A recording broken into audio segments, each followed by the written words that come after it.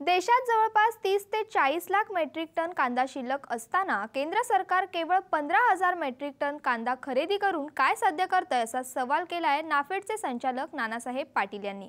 मुळात नाफेडची कांदा खरेदी याआधी सुरू झाली आहे। आतापर्यंत नाफेडनं जवळपास 1000 मेट्रिक टन कांदा खरेदी केलाय। मात्र हा कांदा बाजारभावाने खरेदी करणं सुरू आहे, त्यामुळे शेतकऱ्यांचा यात कुठलाही फायदा नाहीये। त्यामुळे कांदा प्रश्नी सरकार किती निष्काळजीपणाने वागतंय हे समोर आले। कांद्याचा प्रश्न कायमचा निकाली लावायचा असेल तर दीर्घकालीन उपाययोजनांची गरज असल्याचं मत नानासाहेब पाटलांनी नोंदवलंय। त्यांच्याशी चर्चा केली आहे आमचे प्रतिनिधी जयरामपुरी यांनी।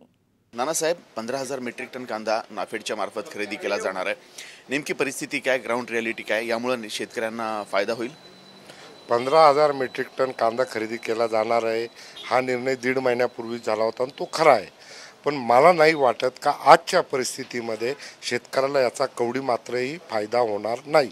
कारण कालचे तुम्ही त्यांचे स्टेटमेंट जर बघितले असेल तर मागच्या वर्षी 180 लाख मेट्रिक टन कांद्याचं उत्पादन होतं, त्या तुलनेत यावर्षी 203 लाख मेट्रिक टनाचं उत्पादन त्यांनी अपेक्षित दाखवलेलं आहे। म्हणजे 20 ते 25 लाख मेट्रिक टन कांदा जर सरप्लस असेल तर मग आपण जर त्या सरप्लस कांद्यापैकी 15,000 मेट्रिक टन कांदा जर खरेदी करणार असेल तर त्याचा इफेक्ट काय मिळणार आहे? त्याच्यामुळे आणि नाफेडनी हा निर्णय 1.5 महिन्यापूर्वी झाला होता।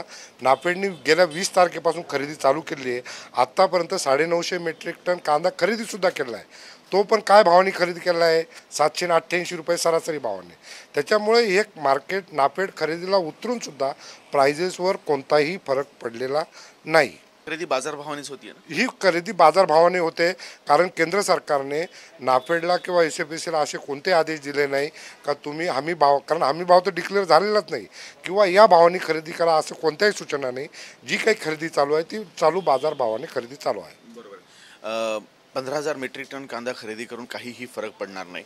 मग फरक कशाने पडेल? कारण एवढा मोठ्या प्रमाणात जर एक्सेस कांदा आहे, तुम्हीच म्हटल्याप्रमाणे की 15,000 मेट्रिक टन कांद्याची आवक ही फक्त नाशिक जिल्ह्याची आहे, तर 30 ते 40 लाख मेट्रिक टन कांदा सरप्लस आहे। यावर उपाय काय आहे नेमका? याच्यावर उपाय तुम्ही जर म्हटलं तहान लागल्यावर काही विहीर खोदता येत नाही। मागे मी तुमच्याच वाहिनीला मुलाखत देताना याच्यात सांगितलं होतं का याच्यात लॉंग टर्म पॉलिसी पाहिजे। जर तुमच्याकडे जर 30 लाख टन कांदा सरप्लस आहे तर तुम्ही कशा प्रकारे त्याचं विल्हेवाट लावू शकता? एक तर एक्सपोर्ट करून लावू शकता किंवा तो स्टोरेज करू शकता। आज ना आपल्याजवळ स्टोरेजचं साधनं आहेत काही ना, एक्सपोर्ट आपलं चांगल्या पद्धतीने होऊ राहिलं। कारण 0 MEP करून सुद्धा ह्या वर्षी मागच्या वर्षीच्या तुलनेत एक्सपोर्ट कमी झाले, हे आकडेवारी शासनाकडे आहे। म्हणून याच्याकरता लॉंग टर्म पॉलिसी पाहिजे। आणि आता त्याच्यामुळे आता तुमचं ही पॉलिसी टोटल फेल्युअर गेली आहे। केंद्र सरकारला आम्ही 6 महिन्यापासून सांगत होतो कोल्ड स्टोरेज मोठ्या क्षमतेचे उभारा, स्टोरेज वाढवा, एक्सपोर्टसाठी अनुकूल धोरण ठेवा, पण ह्या दोन्ही गोष्टी घडल्या नाही आणि त्याची परिणती माल जास्त झाल्यामुळे आजचे जे भाव पडलेले त्याच्यात झाले आणि त्याच्यात शेतकरी भरडला जातोय।